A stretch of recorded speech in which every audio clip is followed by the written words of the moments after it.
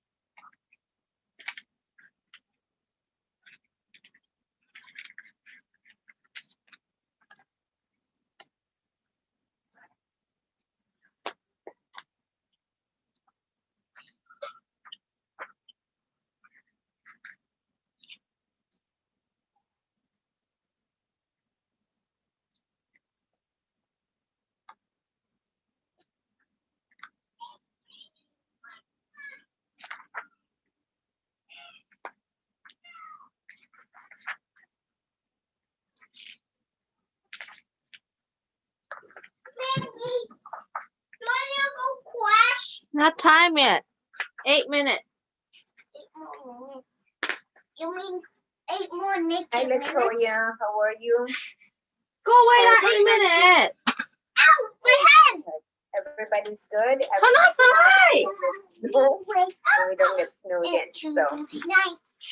You can say You think it's gonna come? What's the forecast? I haven't updated. I think it's probably come this evening. This evening? Yeah. Okay.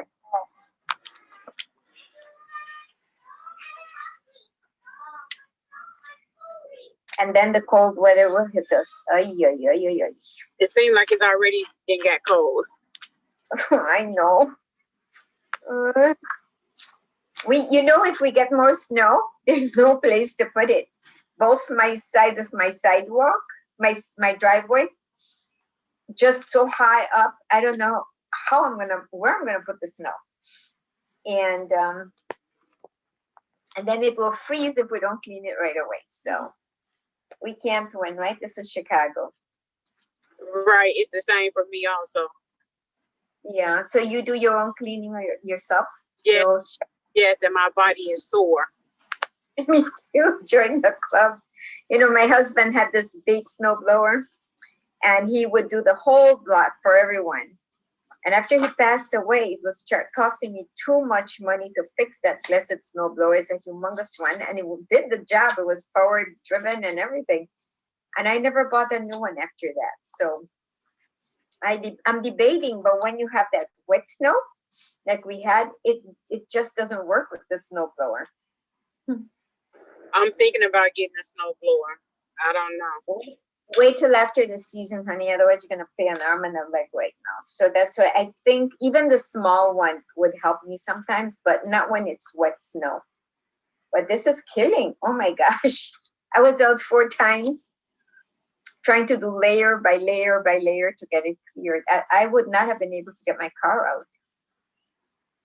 At one point, I thought that we wasn't going to get any. If I could not think of how it took me, yeah, four times to go out and clear I have a long driveway. So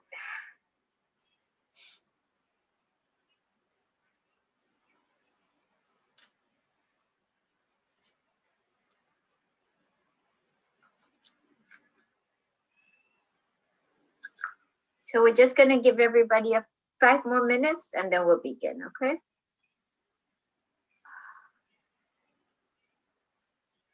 I just want to make sure I don't use the same chapter here. We're ahead of the other group. You already did all your presentations. I'm looking at the syllabus. Done.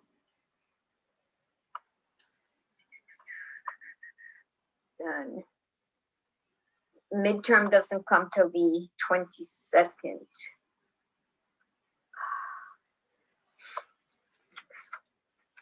Is it the 22nd of February? Yeah, and because, well, it would be the 1st of March, Okay. but this is the Tuesday, Thursday, so we'd say the 23rd. Let's discuss it with everyone and see how I'm gonna show this template here. Nope, I don't want it. So let's give everybody 4 more minutes to do this. But I think we definitely are ahead of the game, you know, because we've done all those, and it's a smaller group, so we can get it all. Looking for that template.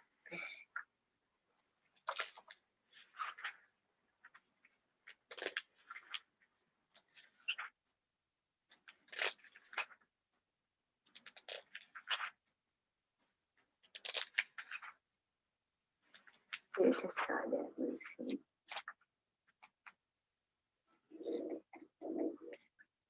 Okay, let's look at this one.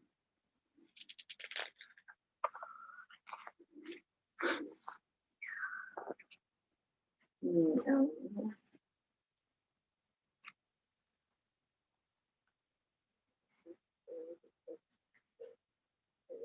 Complicated for you now. Okay. Okay, there we go. This one and this one, and now the rubric.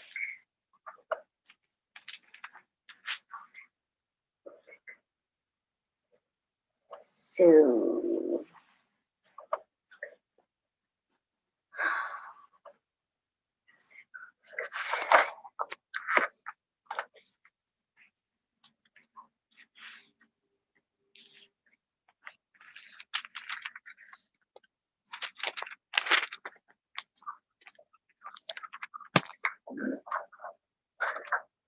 okay, let's begin with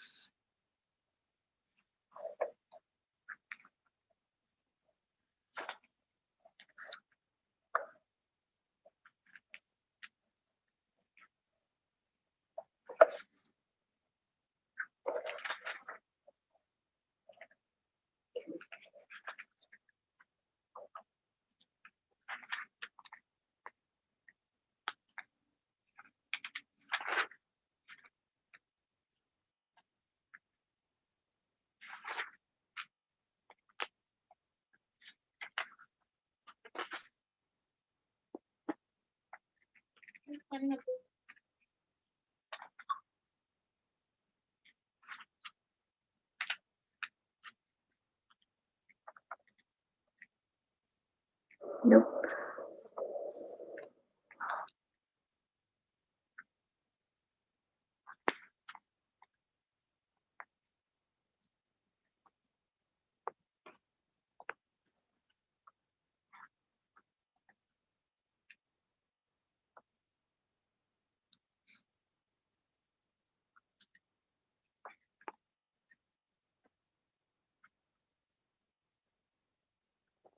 Oh no, I don't want that. That's why it's not showing. There we go. So I want chapter 8, 9, let's do the 10.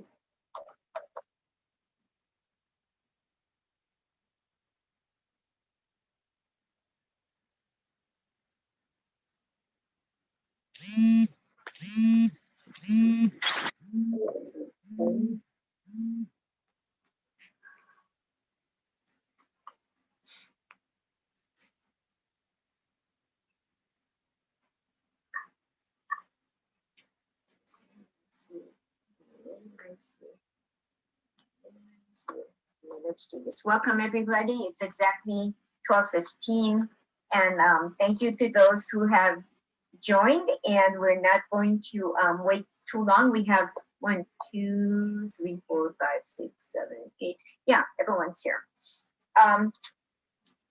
How is everything going? I'm looking at your syllabus, and we've been moving ahead. I do want to cover some more chapters, and I also want to tell you that the entire syllabus consists of foundations, history, theory.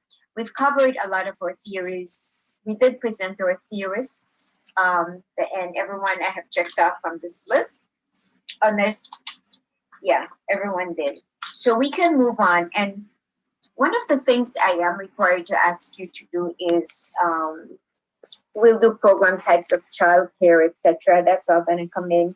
We've embedded federal state programs. We've talked about preschool and Head Start, etc. One of the things that we're asked to do in the syllabus is a lesson plan. And I know I downloaded the EDFN template, which I will not ask you to do yet because you are not at that stage.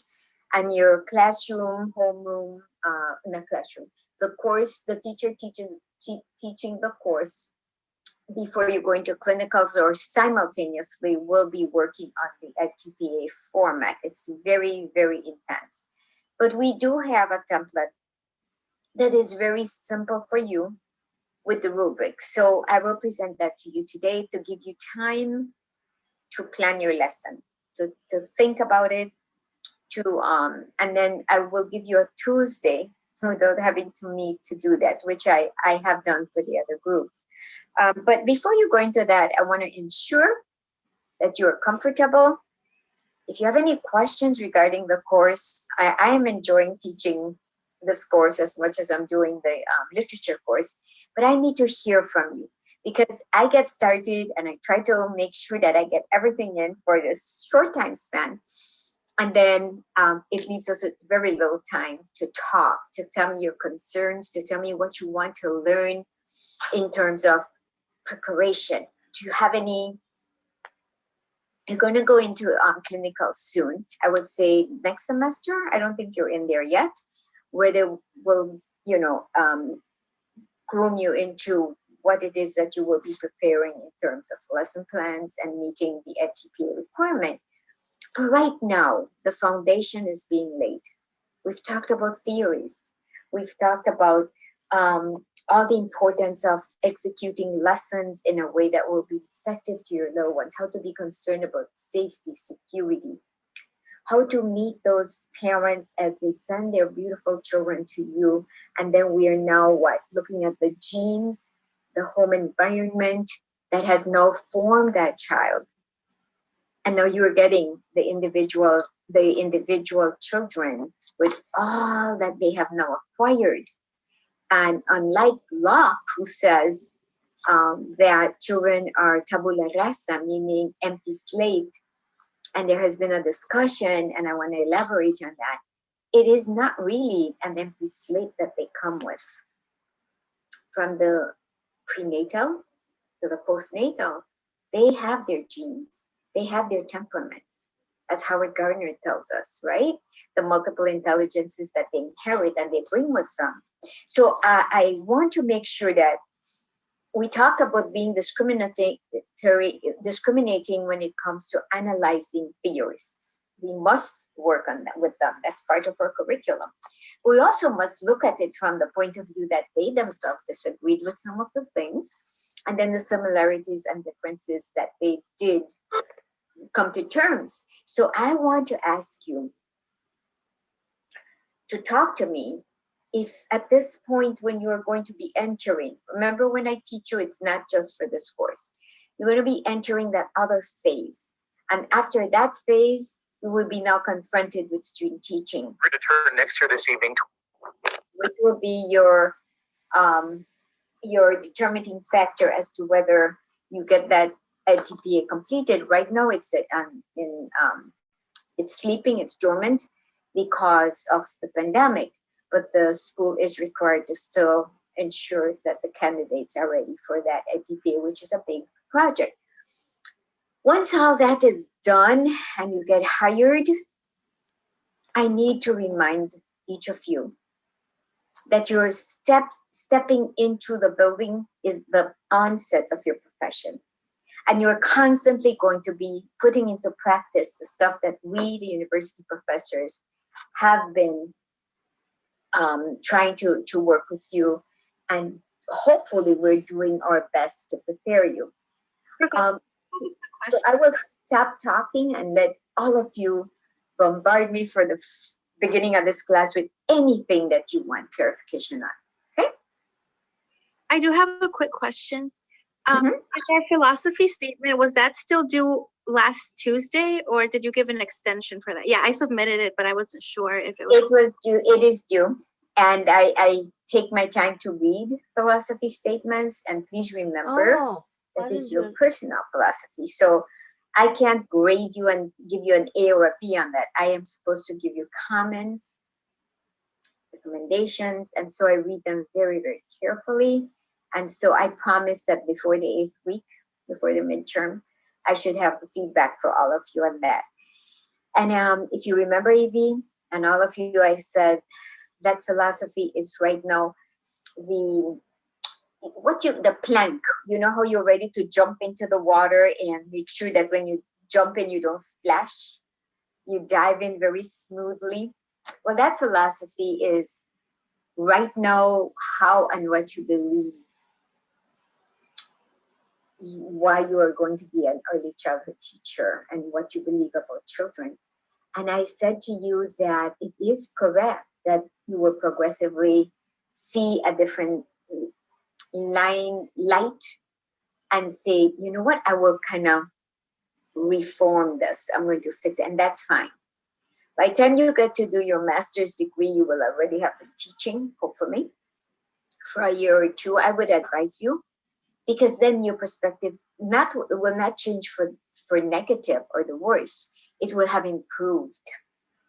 Because I'm certain all of you are convinced and are actually striving towards becoming an early childhood teacher. And I'm very proud of you.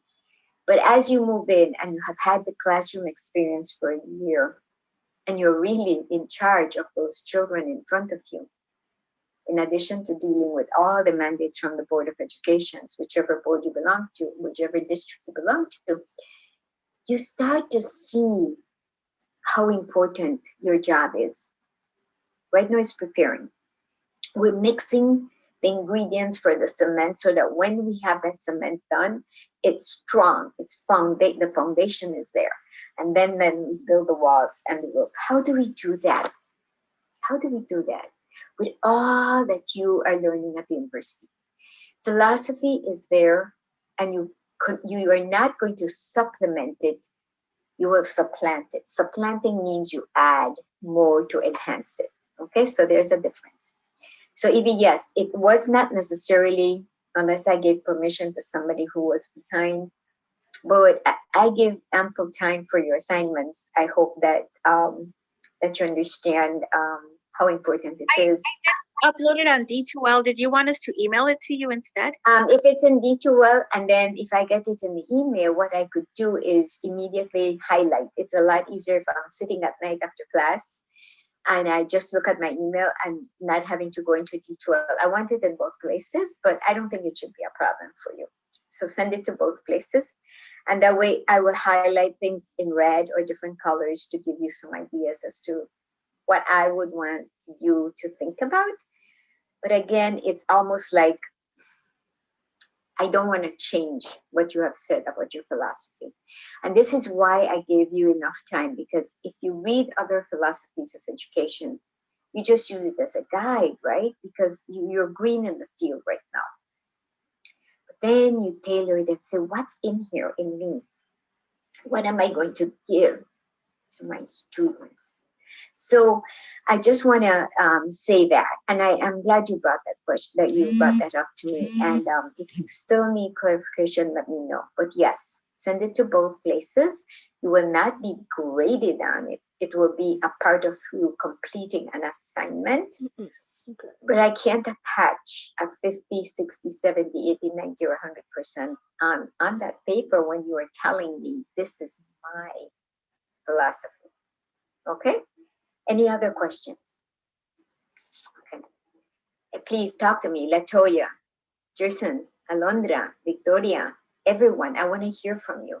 How is it going in the class? I never have a chance to talk with this group because it's such a short time. So let it be now and continually. But what is it that you still, if you're confused about something, if you think you're learning this course to now, you can attribute to the fact that you're adding to your knowledge and learning a little bit more about teaching. This is the foundations. Anything, be critical, I'm not just looking for I want you to tell me what is bothering you, if there is, not just for this course, as you move into the other stage of your teaching profession. This is what it's about. So I'll pause for a minute. Talk to me. I need that. So all is well? I had a small question, Professor, about the philosophy statements, because I came into I signed up for the class late, but I think I'll save my questions for after class because I don't want to take up class time. Okay, and thank you, Vicky, for that comment. I appreciate it. And yes, Jason, I did tell the chair that I would do everything to help you catch up. And yes, I want to say something to all of you. And again, it's going to be an assignment that will help you. I want you to look up Charlotte Danielson and see what she offers in terms of her 4 domains.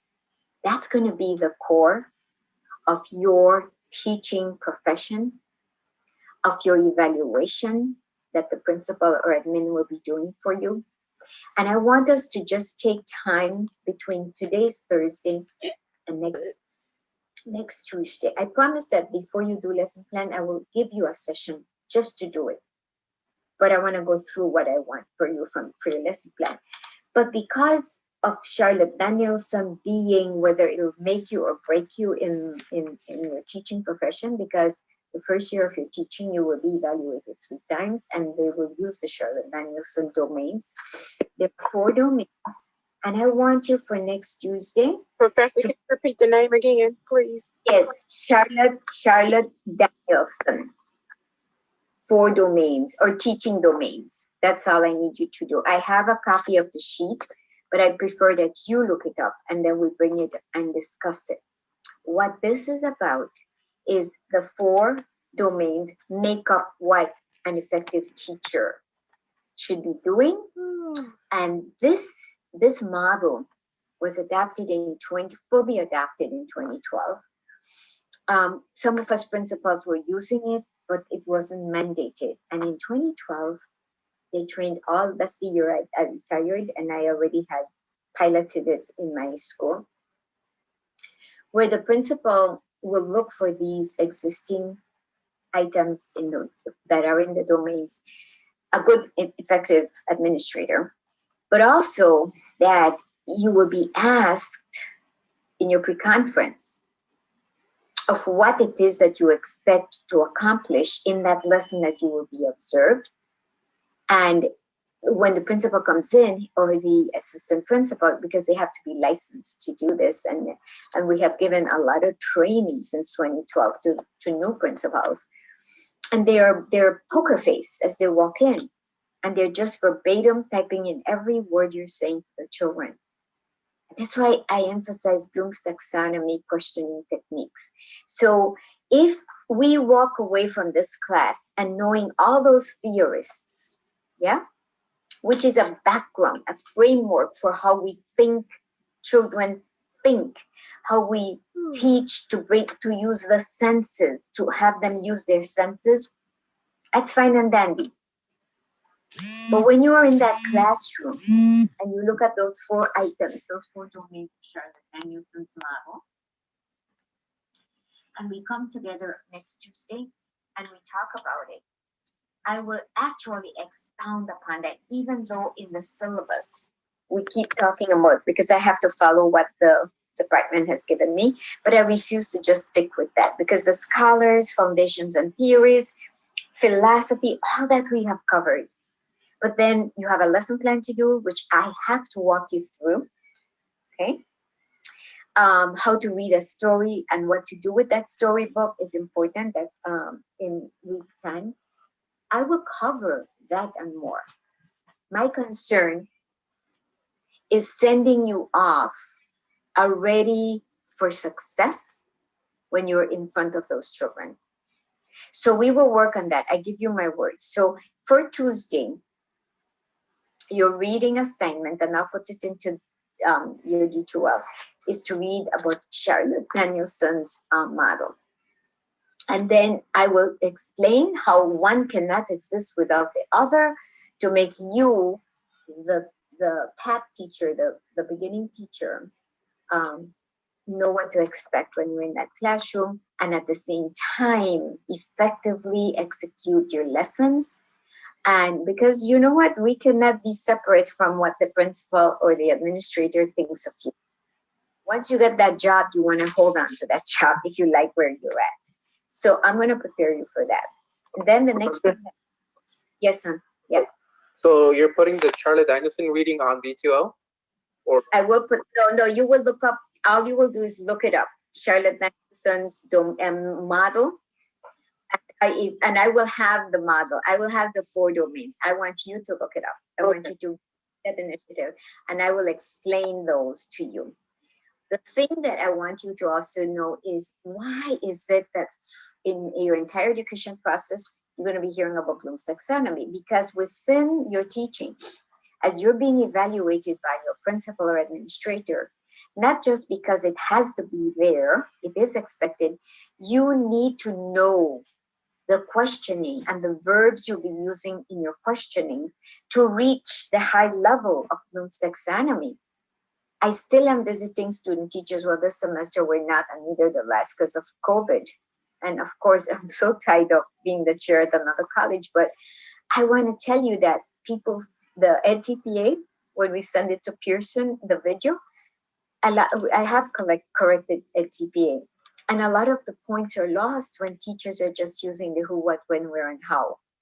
And I hope that your future classes will cover this for you in what it is and how impactful it is to use the higher levels of Bloom's taxonomy to get the children thinking and to reach beyond the author, to go with author and me on my own. And those are the responses that we will be initiating using the higher levels of Bloom's taxonomy.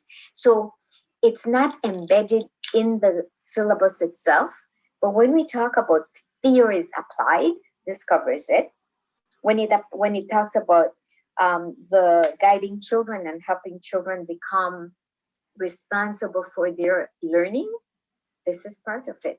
And if you look at that in 13. So as I embed all this for you, I know that you will take notes and you will use this to fall back on, not just for the future courses you still have to take, but when you are in that classroom setting. And I always talk to my colleagues at universities and I say, as a principal, and I would hire all these new teachers, and I had 62 staff members when I was principal. Some of them would come to me and my heart would break when I would say, but this is something you should have been taught. No, we never have heard of this. We had all these textbooks, and that's so unfair. So we need to kind of focus with all of you on not just getting through this course, 302, 325 courses are there to prepare you. And I would want to, as a retired principal, know that I'm doing my part for you, and your other professors, I'm sure, will be doing that for you. You have some great professors, especially not just in ECE, but in the elementary education. I'm not familiar in what's going on upstairs in the secondary part, because I taught, except for the reading master's program, I don't know what they're doing, but I'm sure that they're doing a great job up there too. So let's move on. Any other question? Any other concern that you need clarified? If not, I will continue with what I have planned today. So for Tuesday, you all will become familiar with who Charlotte Danielson is and Charlotte Danielson's 4 domains. And that should bring you with enough for us to discuss in class. And then revisit the verbs that Bloom taxonomy wants you to use to initiate, to have the students use their higher learning thinking skills. And you know that it's knowledge, comprehension, application, analysis, synthesis, and evaluation. But those don't mean anything unless we know what they consist of. And there are verbs. Teachers become familiar with that. A whole list of verbs for each of those levels. And Bloom's taxonomy is in every single language. It's universal. We're not saying that that's the only taxonomy, but if you see, they've ruled out all the mediocre taxonomies that were brought up when it comes to teaching children to think, and they focus on Bloom's. So 2 major things in your lives as a professional, teaching professional, become, and Charlotte Danielson is here to stay. It is here to stay because it has been implemented nationally. What I don't know if it's here to stay is the EDTPA, which Pearson is manipulating. And I hope, for the sake of all of you, that that will dissipate and disappear for one reason. Too much weight is put on our teachers who have difficulty passing the portfolio part of it. But thank God, Northeastern, like DePaul and Loyola that I've connected with as well very heavily, they have provided you with the resources. They've provided you with the technology part that they look at your component before you post to Pearson, because a lot of weight is put in there. And I have to tell you why I'm bringing this up. For this year, with COVID and all the responsibilities, I no longer correct TPA, because when I was looking at one page, I would have 7 sent to me at a time. And for one student who I was ambivalent about, how could I fail this person? Am I correct in what I'm doing? I'd spend 6 hours on one EdTPA to make sure that I was being fair in grading, because we have rubrics. And it would bother me that this would be the making or the breaking of the licensure for this person. So we have, all of us, I cannot knock it. It's good, it's okay, but it should only be a small component of your training and your showing preparedness for teaching, you see? And I know that you can't change this right now, but when it comes to what I wish I would see different is that component. So, but in the meantime, work, listen to what you need to do with EdTPA, because it's not seemingly going away right now. It's dormant because of COVID. But I also want you to know that once you get that passed and you have your license to teach, it is beyond that little 15-20 minute clipping and portfolio. It's ongoing to prove that you're an effective teacher. And so I'm not scaring you. I'm just preparing you. And if you want to be a lawyer, you will be hearing it in about that field of not just taking the bar exam, is how you put it into practice. So if you're going to be a doctor and you pass the medical exams and everything, and you boggle when you're doing whatever with your patients, you'll be out. So this field is the one that gives you the most leeway to be creative, you know, because if one strategy did not work, you're doing other strategies tomorrow because you have gone back and re-examined what you did, and you can change it. And so this is while it is the most important profession in the entire world because you're forming those minds, it also has the broadest spectrum for you to be creative. And I have had to give my students this pep talk a little bit because right now you must be looking at your future classes as, how could I do this? Yes, you can do it. Give it your all. Keep all your notes from your classes. Keep them in that file box that I have told the teachers to do and refer to them. Refer to every single class you've had, strategies you've been talked about, safety and security of children, preparedness, learning what it is to use objectives and standards. It's your blueprint. And once you get into that building, lean on effective mentors that you will find among your teacher friends, teacher colleagues. Don't hang around those that are just sitting and chit-chatting. When you have department meetings or you have grade level meetings, analyze the first week. She has it. She has it down to a science. I'm going to hang around the first year and the second year, crucial for you. Even after you become tenured. But I just want you to know how exciting I am to be sending off all these fresh people into the classrooms. We need all of you. You're high tech, you're high touch. Now we have to give you high preparation of pedagogy and to make your life less strenuous. Okay? So if you have any questions for me, think about it. I'm just going to move on. And I have to tell you that I have put here, let's see if I can share it with you. Today I want to show you now what is it that you have to do and you should prepare. And it's part of an assignment. It's Charlotte Danielson, come prepared for that. And then try to look at the section of Bloom's taxonomy that gives you the verbs that apply to each of the levels. And it'll make more sense to you. And why do we do that? Because when you are going to prepare your lesson plan and you will ask questions, we want you to go beyond the who, what, when, where, and how. And those verbs will lead you and say, oh, this is at the application level. This is at the analysis level.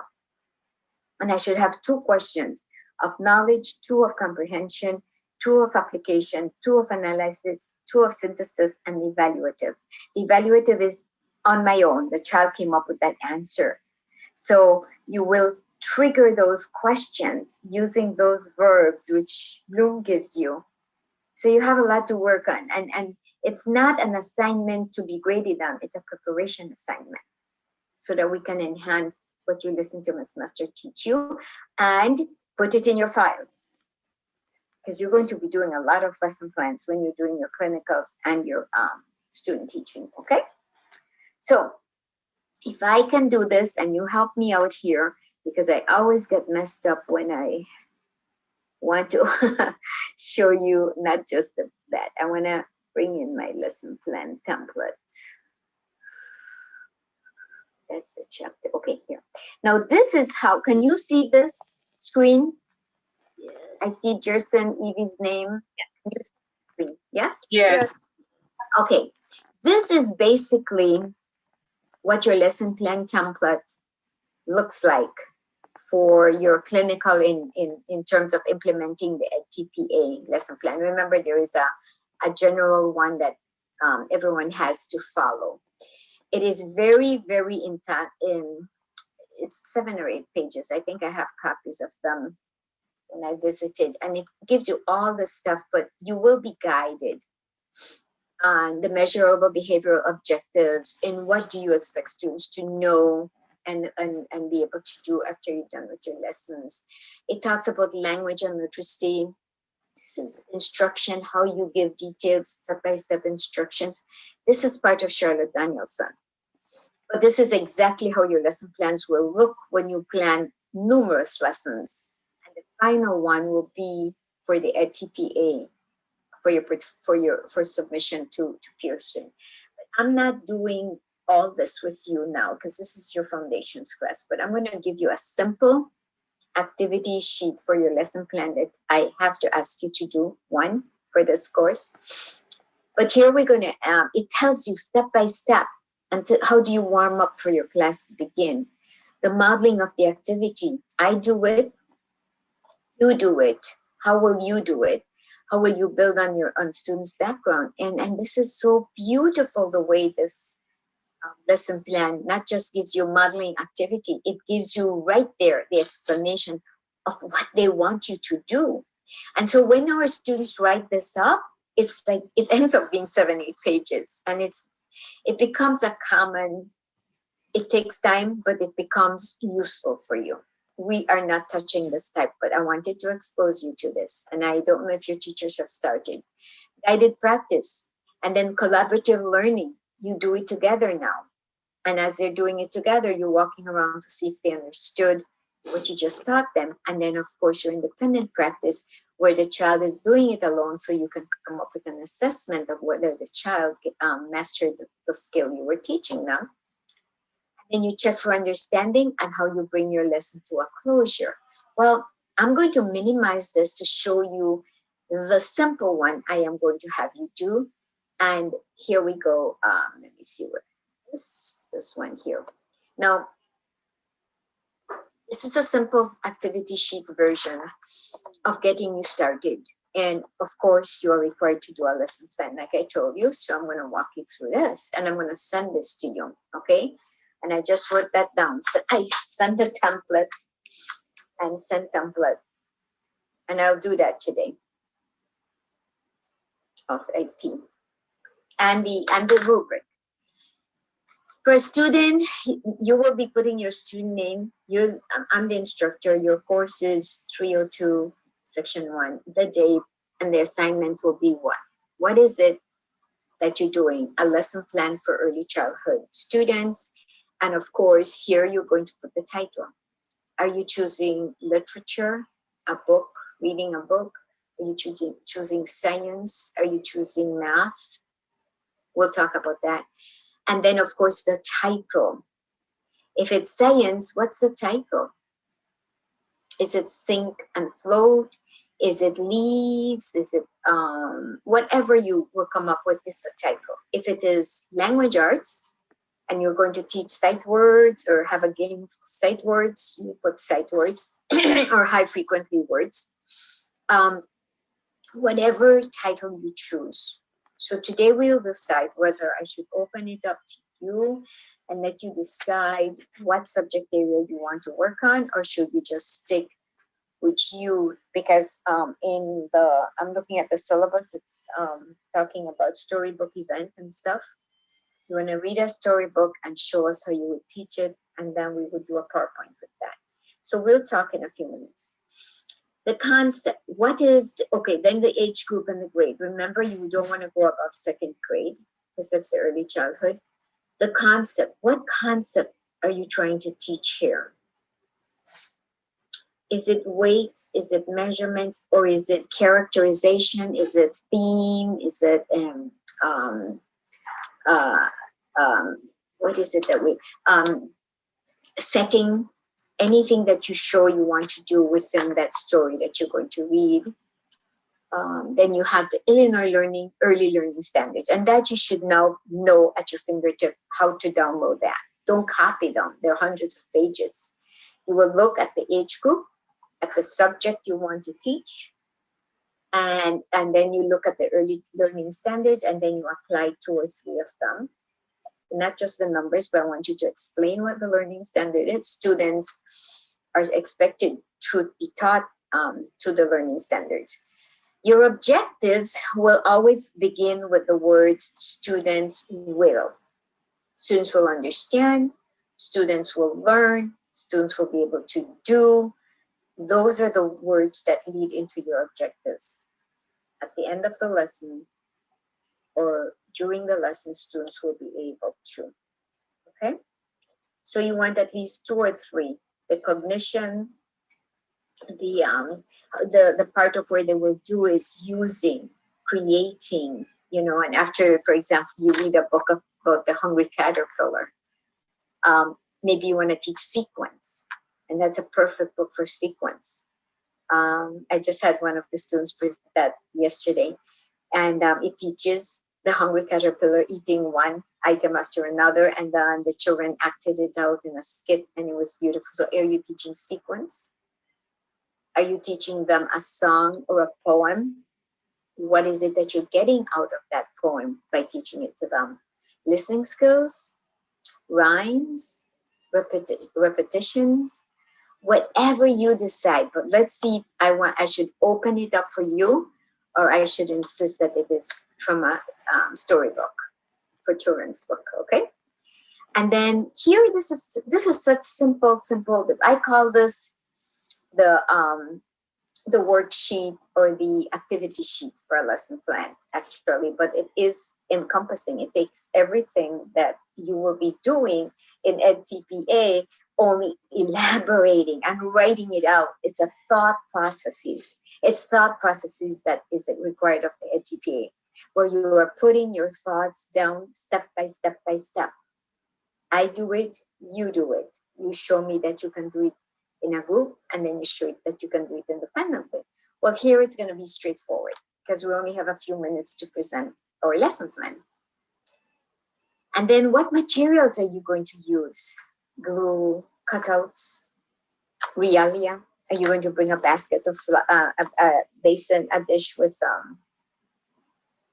of all the fruits so that you can discover the shape of fruits, the type of tropical fruits versus fruits that grow in a temperate climate? Whatever, you bring the materials list. If it's pencils, glue, paper, whatever you're going to require for them to do what?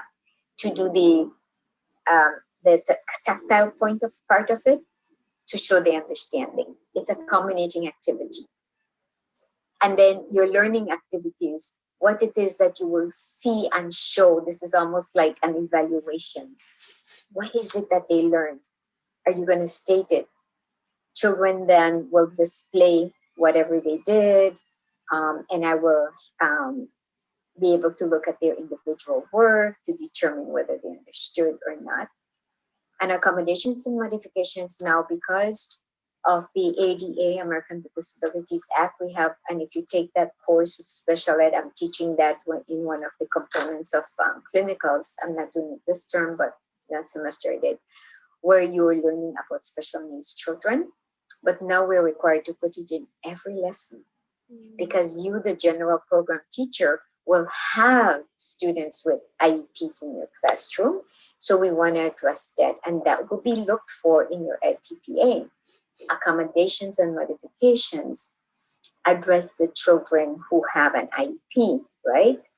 How will you address them? Will you modify the work for them? Will you sit them next to one of their peers that could guide them?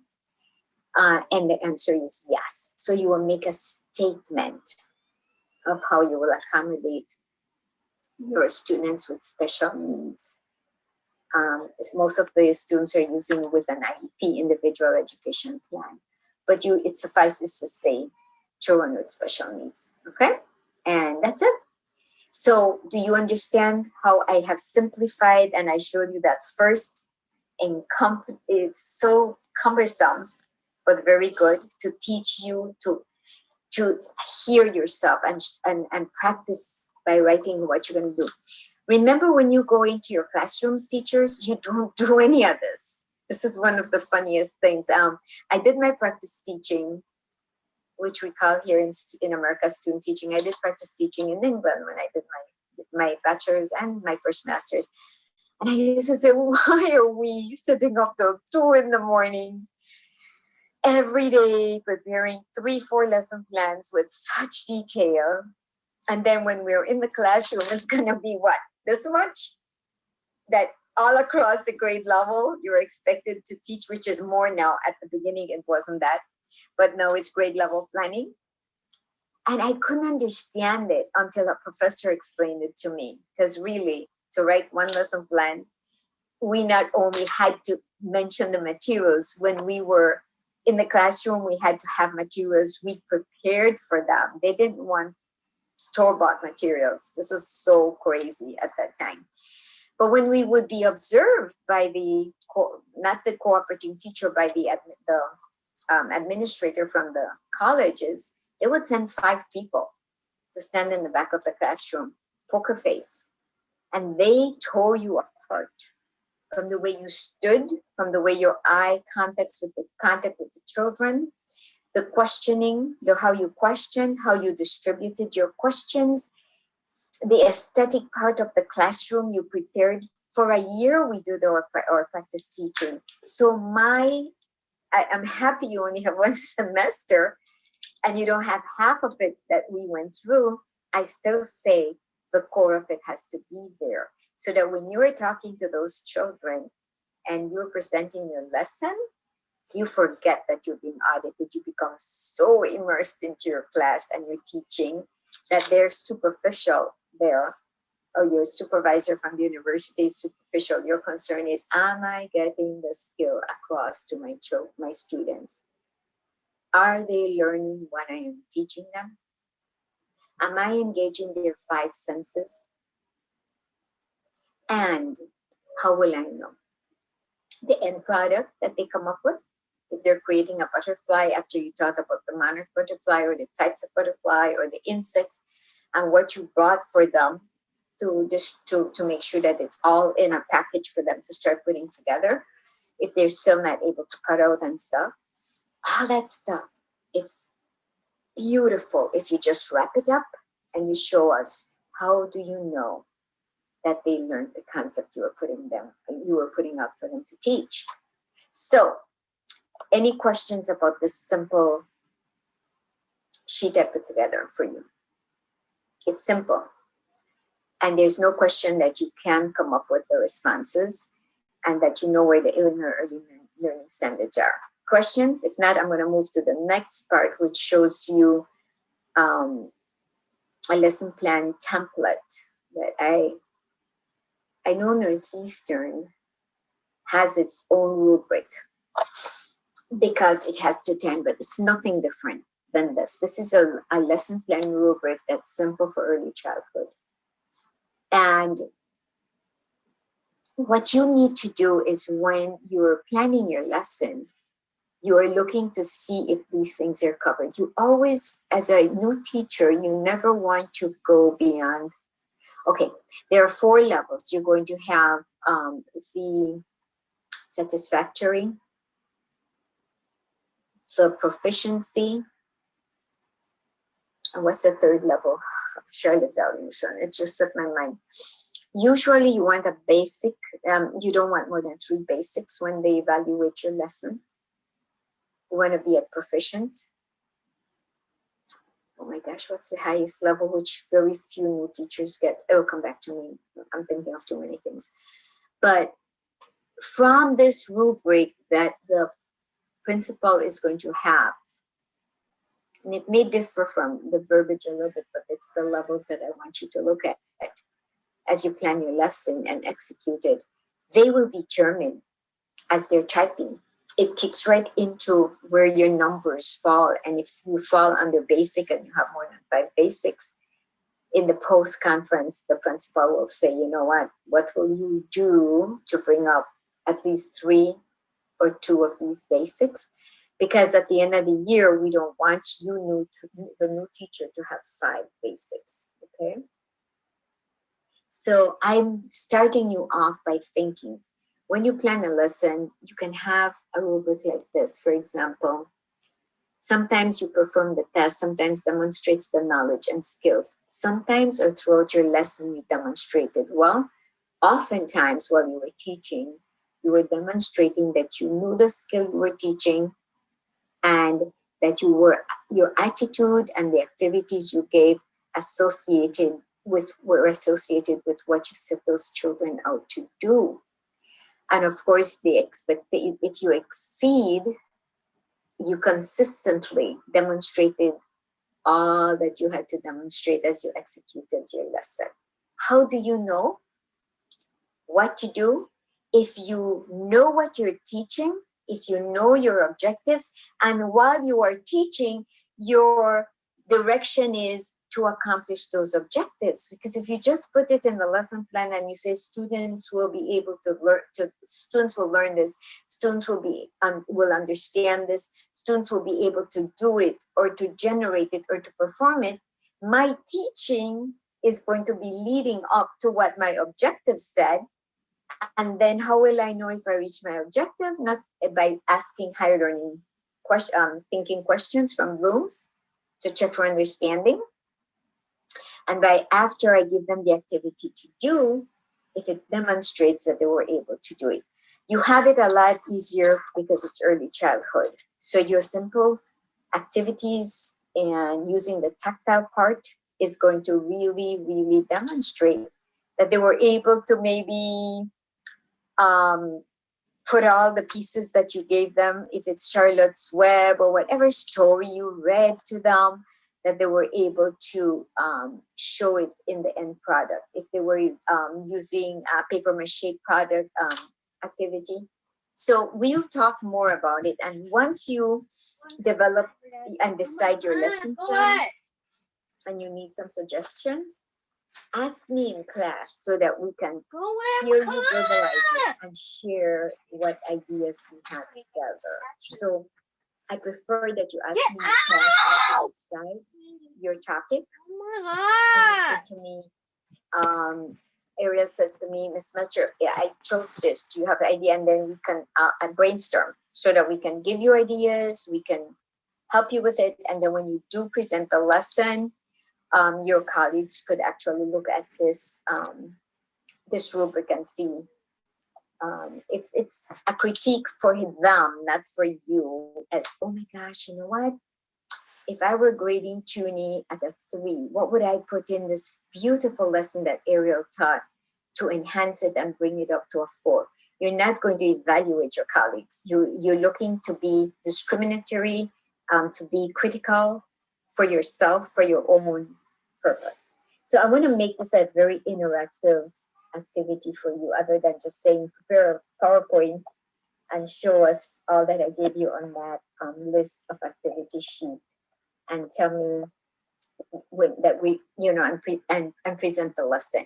Do you like that idea? Do you think it's more beneficial that we go through and talk about each of your lessons and help each other and say, why don't you try this? Or, yeah, that question was awesome. And I am familiar with that activity. And if I were teaching, I would add this. And then you have, how many of us are in this class? 10? You have, wait, a little bit more. We count.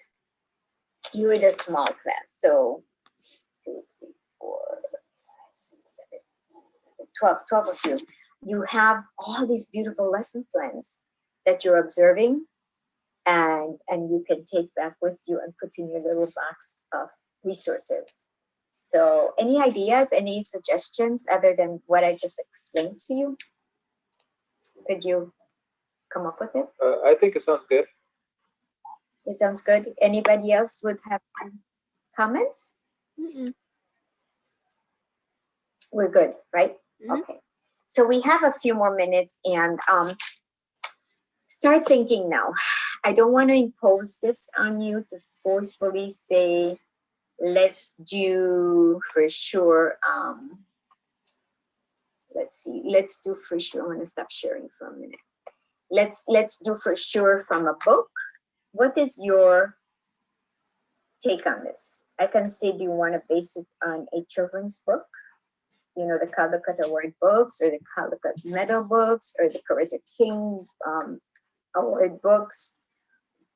Newbery is out of the question because Newbery is for 4th grade and up, where they win the awards because of the content, not the pictures. Caldecott books, if you're in, eventually you'll do your 325. I hope I teach it again. You will learn about these medal books, but you see on a book cover how you have a star, like a beautiful medal on it, and it says Caldecott. Those books won because of the illustrations, but they're more beautiful. And once a year they add up to the list. And in 1934, the Caldecott Award books began, you know, that award book, and every single year and you can download it, the list of Caldecott medal books, and you can go all the way back. I want to say 1934. And not all it will do is each year they will list the title of the book that won. Charlotte's Web won, and a whole lot of books won, but others that could have won did not. So I'm not going to say you only have to do it from the medal or the award books. Professor, Yes, Latoya. lesson plan's gonna do. I think you have a date for it. Yes, but we'll get to that. And I just because it's the syllabus, and I want to make sure. So can we decide though? Good question, Latoya. Can we decide if you want to choose to do your lesson plan based on a storybook, or do you want to choose a math lesson, a science lesson, any? I think a storybook would be good. Yeah, I agree. Okay. And so how many, I know you're familiar with PowerPoints. I don't want to insult anyone by asking this question, but there's one here that doesn't know how to create a PowerPoint, right? It's being taught to fourth graders in elementary school now, but maybe if you're unsure, we can guide all of you know to do that. So we will present via PowerPoint. Yeah, I will make you the presenter. And then, why do we do this? Latoya just asked, when is it due? Once you decide, not next Tuesday you have a lot to do. You're moving into, if I said the 8th week is the last week of February, I want to give you the midterm on Thursday or Tuesday if you choose to do it on a Tuesday. I think you want to do your midterm on a Tuesday? Thursday. Of the 22nd week, the week of the 22nd? Or you prefer to do your midterm exam? Because I'll give you that day for the midterm. You're not going to have to report to class. Do you prefer Tuesday or Thursday? Thursday. It doesn't matter, right? Okay. Tuesday is a heavy day, but Tuesday. Also want to give you, though, the reason I'm asking you this is that the lesson plan we can do after the midterm. How about that? Because you're with me all through March, all through April, correct? Mm-hmm. Yes. So the reason for March after the midterm, but I wanted you to start thinking about it and give you ample time, is that once you choose your book, even if all of you don't have it yet, mention it in class. And I'm familiar with a lot of those books, or your classmates might be. If not, we can come up with some beautiful ideas for that particular book. Is it teaching sequence? Is it teaching setting, characterization, whatever? And if I don't have some ideas, your colleagues can help you, your classmates can help you, and we'll do it for each of you, because this is a small group. We have that advantage. I can't do this with the group I teach on Monday nights, Tuesday afternoons. It's a large group. So what do you think of this idea? Let's choose the date. It's part of the syllabus, which, yeah, it's part of understanding things. Storybook, applying theories practice. That's applying the theory practice about teaching a storybook. So let's do this. We plan that it will be the 8th week is the end of February. You have your personal philosophy on, so that takes care of the 9th week already. We're applying theories and practices in Storybook 10, which would be week 10, but that would take you to March, the 2nd week of March. Do you think you would have enough time? Because right now we're just the beginning of February, right? So you would have 1, 2, 3, 4 weeks to bring that. So let's plan for, you have spring, correct? Yes. No, when is your spring break? March what, hon? Oh yeah, March 15th, right? The week of March 15th? Yeah, I'm pretty sure it's around Yeah, I that have time, that. yeah. Can we do it then the 2nd week of March? That should give you ample time to get a nice lesson plan together, a PowerPoint prepared, and all that stuff. Is that fair enough for you? Can we say presentation of lesson plans Tuesday, the 9th of March. Good enough for you, or no, you want more time? Okay, let me get that. I have a special calendar for my student. Okay, here we go. I'm sorry, what the time? 11th. Okay, let's do that. Let me just remember that your spring break is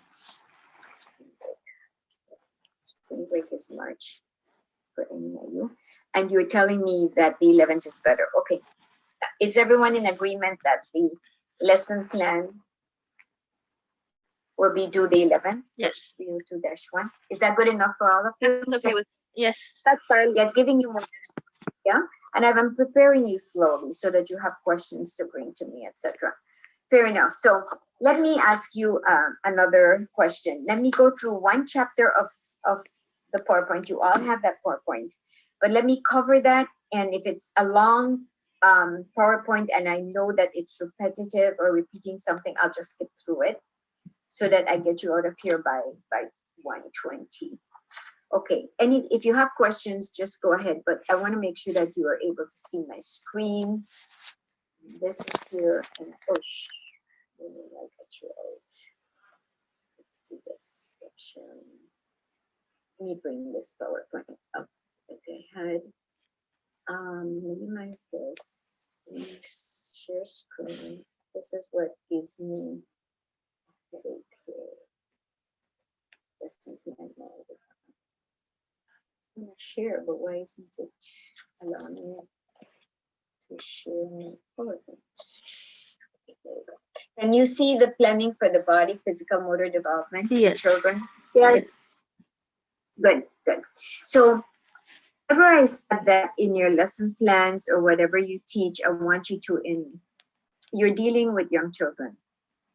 And our theorists have always told us, plus we know it's effective practice, not just best, where every lesson that you teach, in order for you to do justice to Howard Gardner's theory of multiple intelligences, which are those 9, you cannot plan a lesson for every individual learning style in your classroom.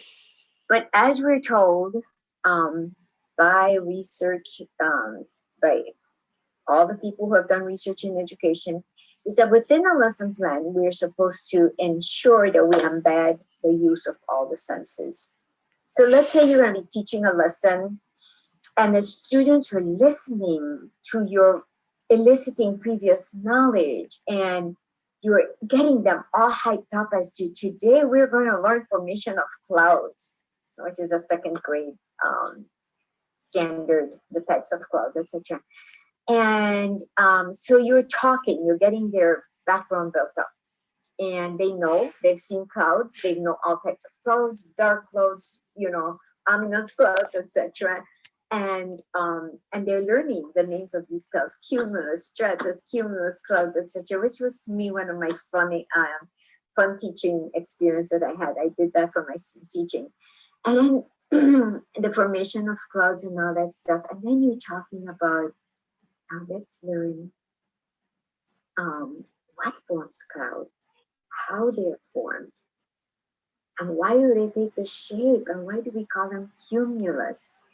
Because I think it's cumulus first that they learn. And you're coming up with the cotton balls on a nice display, whatever you choose. If you have a smart board, that's where most classrooms don't have them yet because they're so expensive. But I remember equipping my school with, every classroom had a smart board where you can travel the world with a smart board and come up with any kind of visuals that you're looking for. But if you can't, then you brought, why is it cumulus? Why is it called? Because they're accumulating. What causes the clouds? And so this is a lesson that you're now getting them excited about, right?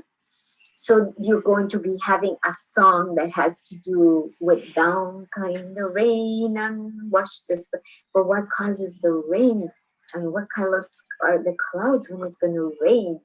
And there are many songs that you can find, and they can be using their bodies and their hands and their, so here you're engaging, the listening, the exciting part to get them ready for the lesson. The movement is there because young children have a very short attention span, right? In we talk about 5 minutes in increments as they get to 4-year-olds, 5-year-olds, kindergarten, 15 minutes, first grade, 20 minutes, 20 to 25, etc. So, and it doesn't mean that your lesson ends in that, but between those few, that half hour that you have to make sure that if it's a 4-year-old, that after 5 minutes, you're engaging them in a physical or motor activity. Even if they just stand and pretend that they're flying like the bird you're talking about, or mooing like the cow, that actually breaks that monotony of sitting more than 5 minutes. Then you bring them back so that they don't lose that attention, because they are studies that not until they get to second grade that the lessons can go on for half an hour without you losing them. So it's increments of 5 minutes. So that's just incidental teaching. And so we want to make sure that we think of these babies, their motor development. For example, the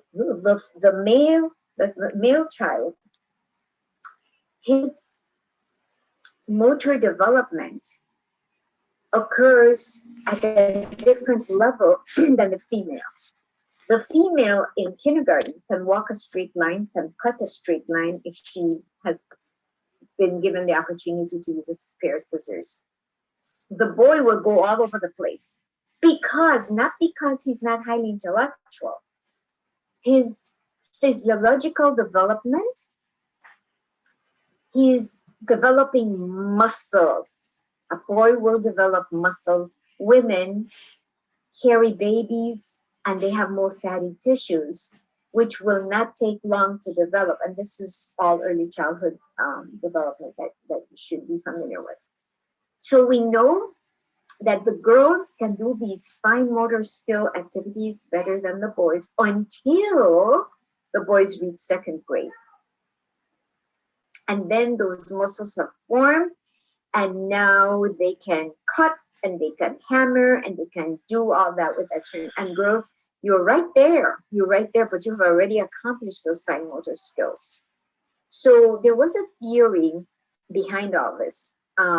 When I started becoming, going into my profession, and I've been teaching for 52 years now. I'm 70 years old, by the way, so always known I wanted to be a teacher from a little girl. And I'm very fortunate I chose this profession. But I remember when I was being taught, my certificate was not first early childhood. I went into high school, then the elementary, and at that time you had certificates for each level that you wanted to be in.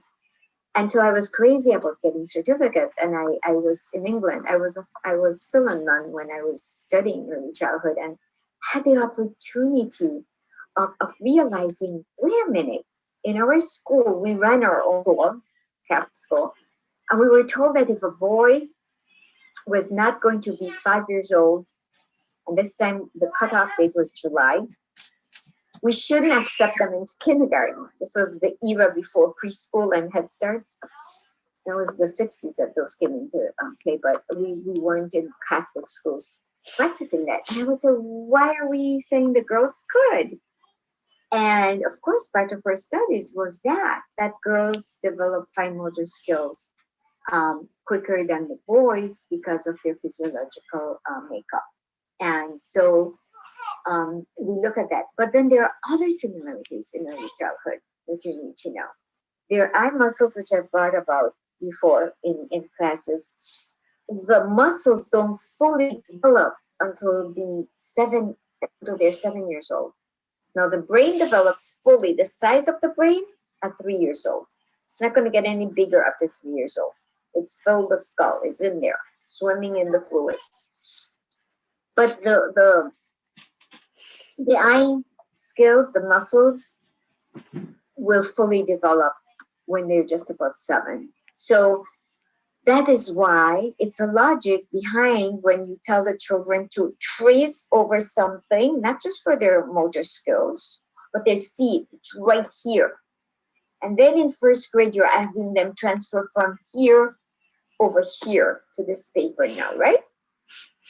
It's unheard of, and I see it too much in America, that you're asking children to copy from a board down here in kindergarten. I want to scream my head off. There is no early childhood training there. And then I see them holding the fine pencils. No, they're supposed to have primary pencils and crayons in their hand because their little motor skills are not quite developed, right? But then in second grade, we now put it at eye level, so copy it from there to here, because their little muscles have developed. Put that, teachers, into perspective.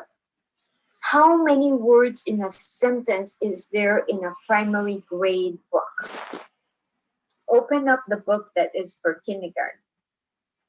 The eye span should be able to cover at least 3 words, right? When they're in kindergarten. See, run, and it used to be the book Run, John, Run. Now it's we got to make sure that we're using cultural books, but or Maria ran home. 3 words, that's a sentence, a simple sentence. And that's because the eye can only take in that much. When you teach sight words, you want to show them first what? The one word. Own it, then you put it together and put it in sentences. So all that comes into what I hope that you will be getting in teaching your reading classes. However, I have to bring that up because it is the child development that we're talking about, you understanding that, okay? Also, what baffles me is that we put the charts up there and the poor child in second grade who has now developed his muscles having to do this. No. If I am following Charlotte Danielson's evaluation of you, I want to see the anchor charts, the charts are at eye level for these babies, not your level. And not to be facetious, but if I see charts way up there in our primary grade, it's maybe just odd colors, aesthetic, but not to be used for the child, because then I will ask you, are you using this anchor chart just to decorate the wall? What's the purpose? Everything has to be at eye level. But now as they move into third grade, you notice the words are smaller and the sentences are a little bit longer, compound sentences, because their little eyes can take it in. Now, if you're teaching Arabic, you start from left to right, right? So we're teaching them that direction, that directional, left. So when you're writing on a board or showing them on a whiteboard or whatever, make sure that you're starting from left and bringing them over, because that's how we read. I sadly don't see that happening in our early childhood education. So you know that now. And if you did know, it's just being reinforced for you.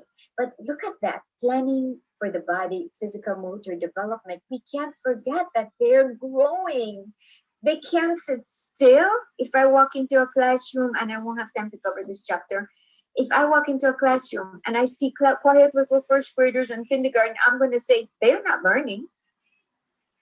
It has to be a buzz while they're learning, talking to each other, comparing with each other, helping to construct this puzzle together, looking at each other. I don't want to hear they say she's copying from me, teacher. Why are you going to say that? Allow that in the class? No, learn from each other. Don't put those blocks. I remember in a kindergarten classroom I was visiting that this teacher they were so obsessed about buying these what you call these that covers your work away from the other child because you don't want them to copy. You learn from each other. A kindergarten child is, what's wrong with seeing how baby, Susie, could you show Jennifer how to do this? Jennifer, that's how we show you how to do it. That is learning. I almost screamed my head off when I walked into a classroom and I saw every single kindergarten child blocked in, and I said, why are you doing that? And I spoke to this new principal and I said, are you aware of what's happening? yeah, they like to have this. They spent their $50 for on some of that, and then they need it. And I said, why? Why are you blocking them off? This is not learning. Let them see, let them learn, let them talk, tell me more. Turn and talk and share. That is active learning, integrated learning. And that's what I want to leave you with for today. I know that I haven't been able to go into this a long chapter, but remind me this chapter 11, and I'll write it in my notes. But I just want to tell you that you are early childhood teachers, and all these come into play. How you have that part, the classroom set up, how you allow them to use your physical movements, not just superficially, let's march in place now. No, let's be the actors. Hungry caterpillar, what did the hungry caterpillar do? And who's going to be the apple? Apple, step forward. And then the person who's narrating behind the curtain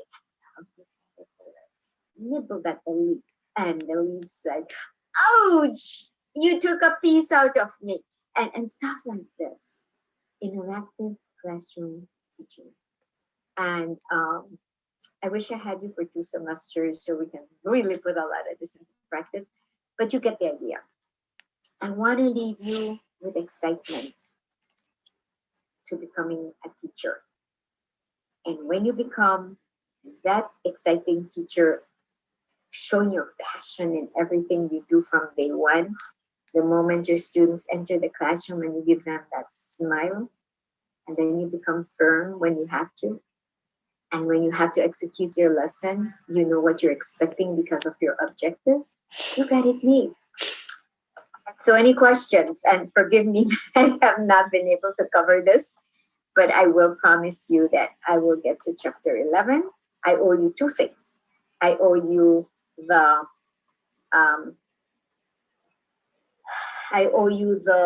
lesson plan template. I owe you the rubric. And I owe you, what else do I owe you? That's it? Yes? Any questions? Let me just make sure that I did see all of you here. Alondra, you with us? Yes, Professor. Yesenia? Mandy? Yesenia, are you with me? Yesenia? Mandy? Yes.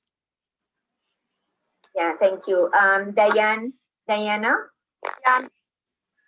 Okay, let me just put 2, 4 here. Latoya, I know you're here. Evie, you're here. Victoria, yes, you're here. Sierra, yes, you're here. Ariel? I'm here. Let's see, an Ariel, okay. Jerson and Hannah? I'm here. I'm here. Hi. Okay, did I miss anyone except Yesenia is not here, right? Okay. I just want to tell you thank you for spending your morning with me, or early afternoon, and stay safe, and always reach out to me. I promise to read those philosophies as soon as possible. You are ahead than the others, so I'm very happy about that.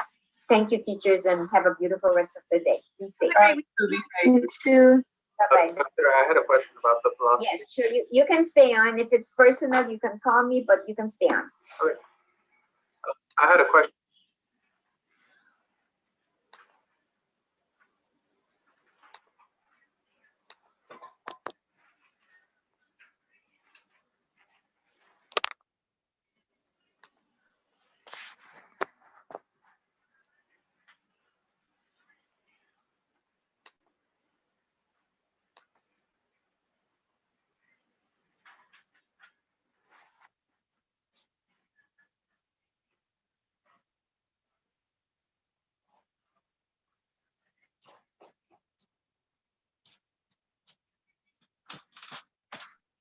Zavina, go to class law. Get ready to go to art law.